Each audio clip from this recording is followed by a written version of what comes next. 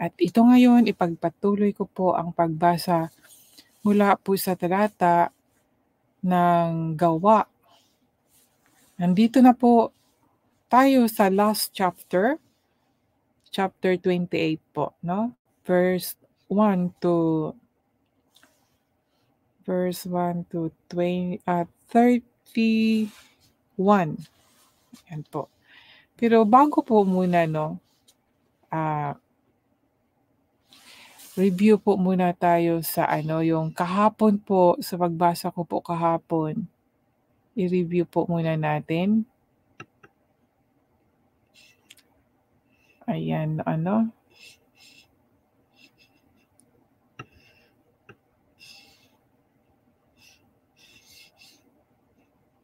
basa lang po. Review po natin.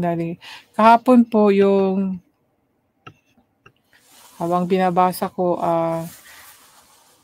na ano ko po na dito sa chapter 27, yun pong milagro, no? Milagro.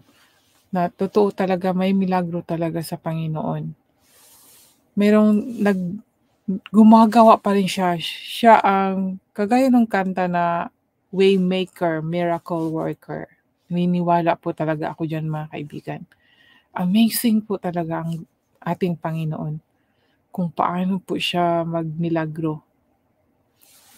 At kagaya nga dito sa verse 22, balikan natin yung verse 22, no? Kasi na-amaze po ako dito. Yung sinabi ni Pablo na, at ngayon ay ipinamamanhi ko sa inyo na inyong lakasan ang inyong loob, sapagkat walang buhay na mapapahamak sa inyo, kundi ang daong lamang. O imagine po, yun po ang sabi ng Panginoon, sa pamagitan ng anghel. Anghel kasi yung nasabi dito. So, yun ang nagsalita sa kanya. So, yun po ang ating sundin. Sa Bisaya, ang sabi dito na, apan karon naghangyo ako kaninyo na dili ka mahadlo kay walay usa kaninyo nga mamatay, ang barko lamang ang mapildi. Mao na ang giingon sa Bisaya. Pero dito sa Tagalog,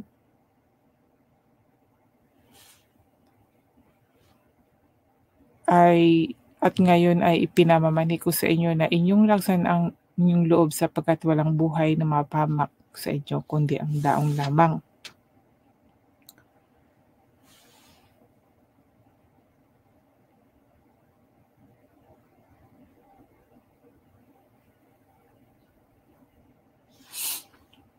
Sa verse 23. Ayan, dito po. Sapagkat ng gabing ito ay tumayo sa tabi ko ang anghel ng Diyos. O, di ba? Anghel po ang nabanggit dito, no? Hindi po Holy Spirit ang nakalagay. Kaya may anghel. May anghel din, mga kaibigan, na isinugo ang Diyos.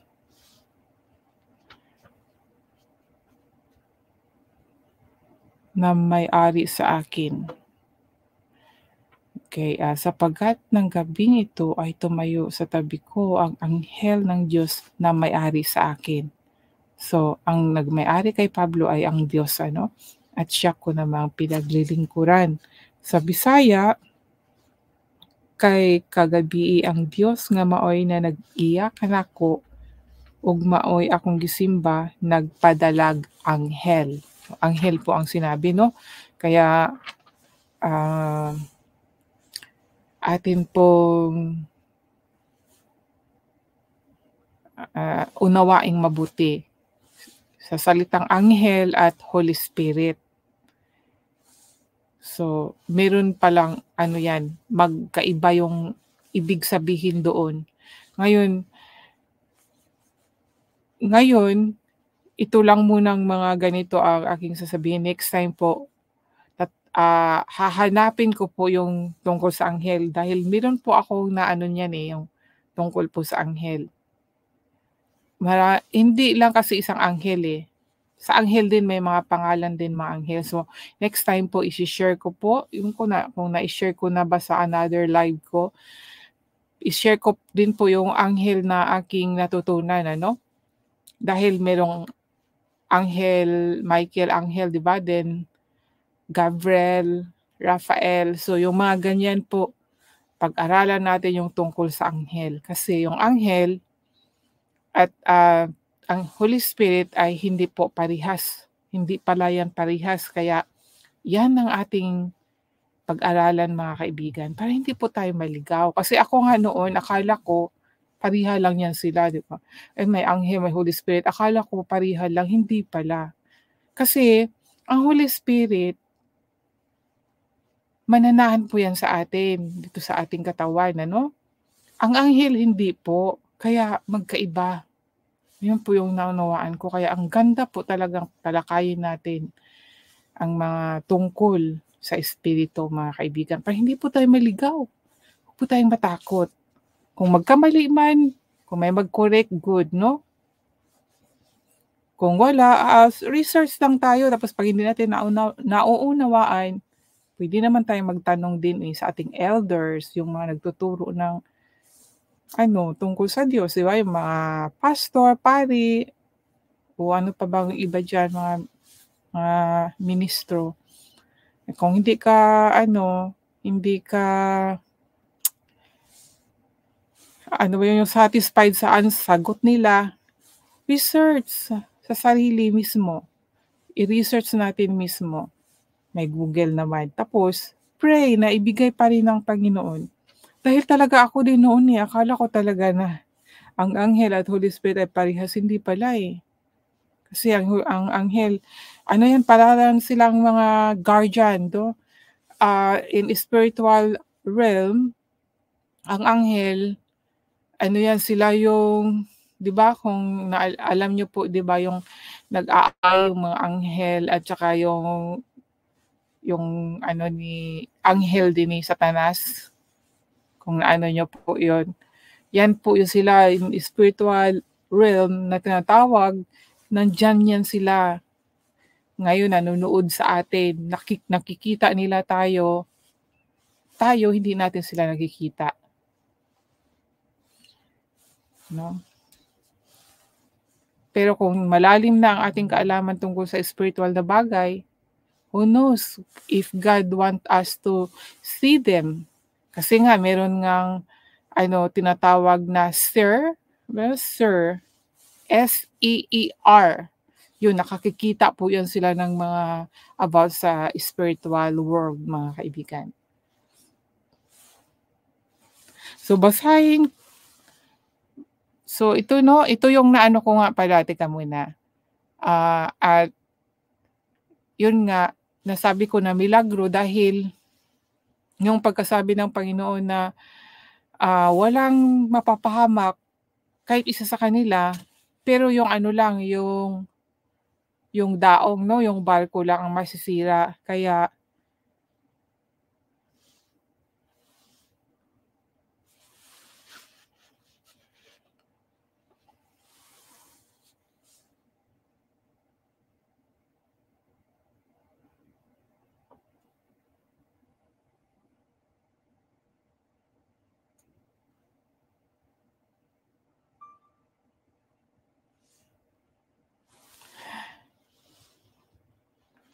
ano, kaya na-amaze po ako doon mga kaibigan, dahil nung sinabi na ang daong lang masisira, tapos yung kung paano nasira yung daong, hindi ko talaga na ano ba, na picture kung paano siya masira ba, pero sa gano'ng paraan ano, nabunggo, tapos siyempre nasa gitna pa, hindi pa talaga sa babaw, kaya yun, yung mga tao lumalangoy, yung marunong lumangoy at saka yung hindi marunong lumangoy kagaya ng mga salbabida, yung mga gano'n 'no. Kaya na-save po silang lahat at amazing po doon dahil alang-alang po kay Pablo, na na na-save din po yung ano, yung mga ibang tao na hindi masasabi ko na hindi yun mga Kristiyano pa.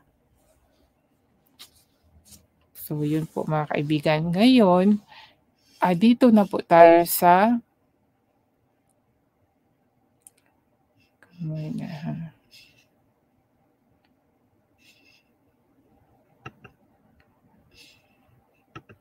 So yan, babasahin ko muna sa sa Bisaya pala. Gawa. Chapter 28, sa unang talata ang ingon dinhi, sa nakalingkawas na kami sa kadaot ug nakaabot na sa baybayon, nahibaluan namo nga ang pulo ginganlag Malta. So Malta yung kung dito po sa last, 'di ba, sa last verse ng chapter 27 verse 44. Yung 'di ba na ano na sila,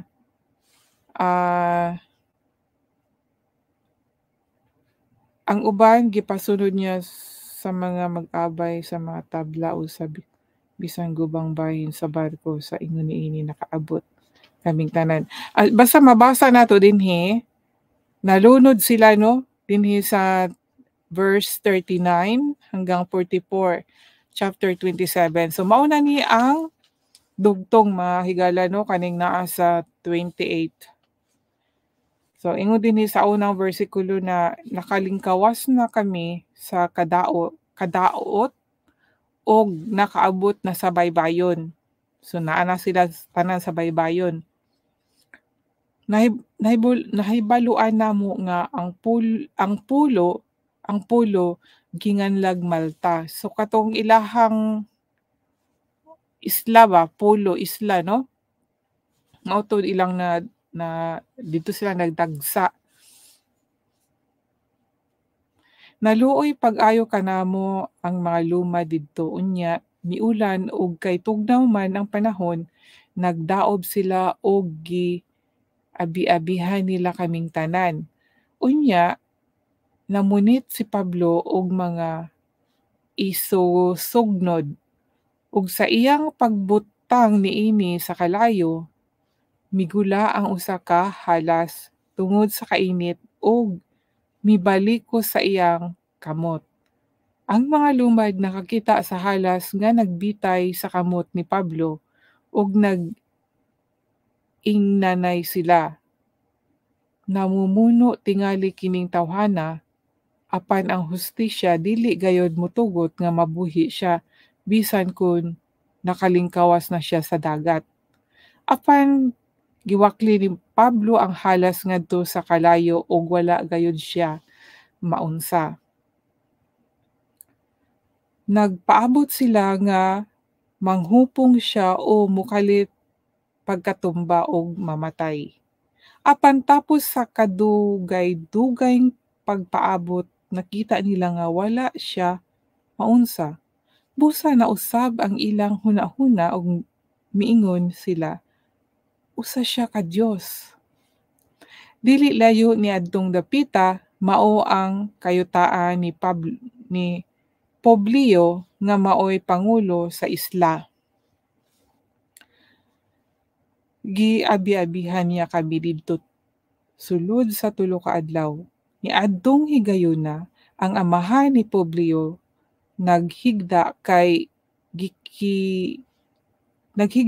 gihilantan o gidisenterya o gidisenterya.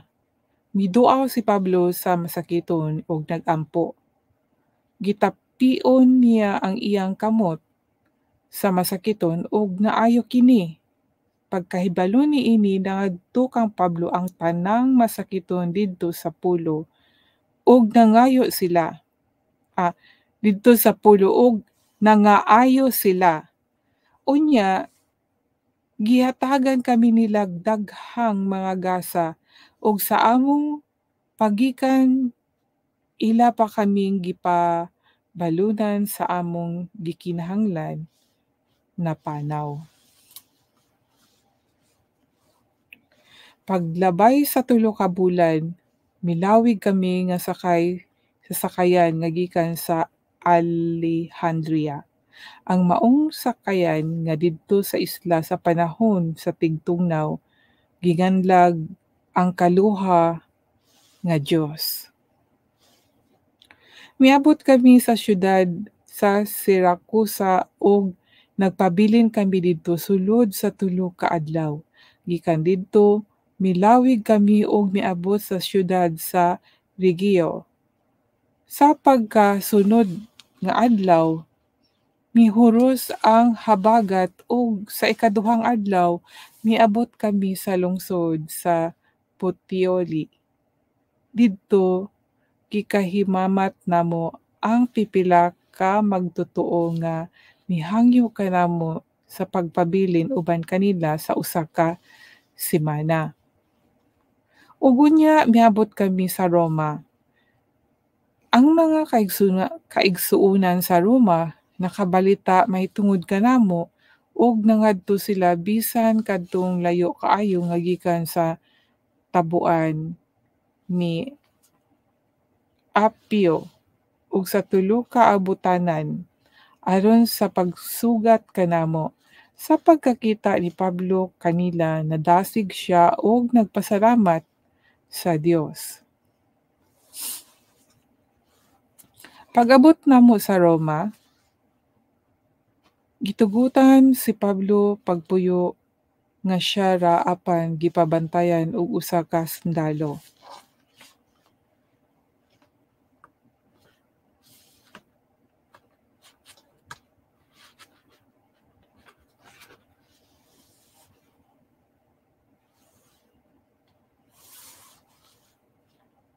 Unya tapos sa 3 ka adlaw nagpatawag og tigom si Pablo sa mga kadagkuan sa mga Hudiyo didto ug sa nagtigom na sila miingon siya kanila, "Mga igsoon, bisag wala ako'y nabuhat batok sa akong katawhan o sa mga batasan nga atong nasunod gikan sa atong mga katigulangan, gibilanggo ako didto sa Jerusalem o gitugyan ngadto sa mga Romanhon.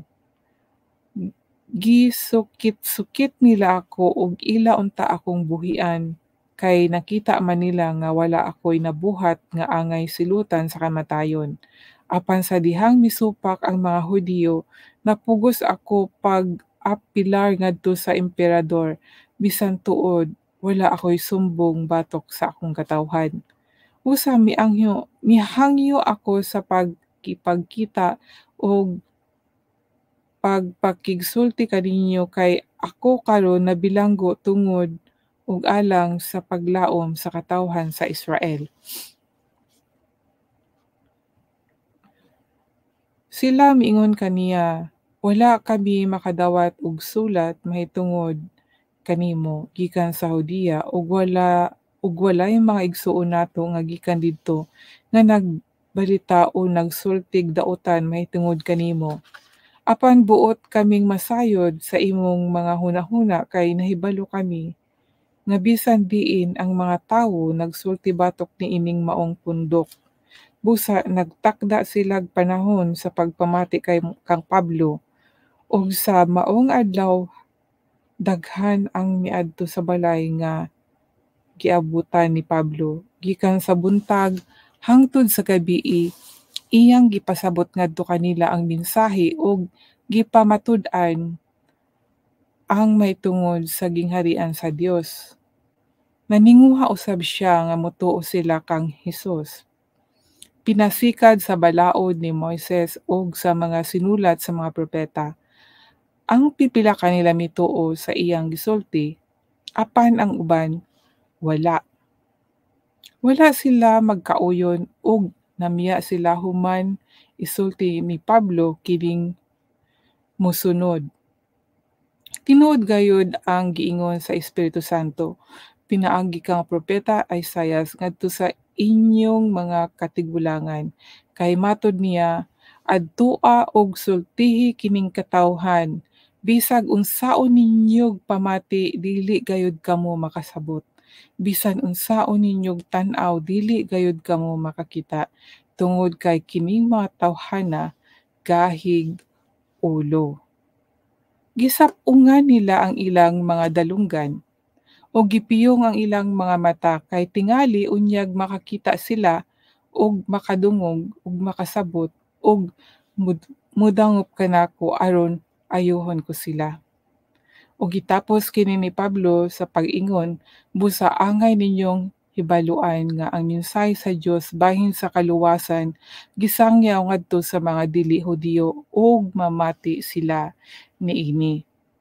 Sulod sa duha ka tuig nagpuyo si Pablo didto sa usa ka dapit nga iyang giabangan ug giabi-abian niya ang tanan nga miduaw kaniya. Gisangyaw niya ang gingharian sa Dios ug nagtudlo siya mahitungod sa Ginoong Hesukristo. Gihimo niya kini sa dakong kaisog ug walay nakasanta kaniya. Amen. So mauna siya sa Bisaya, no, mga higala.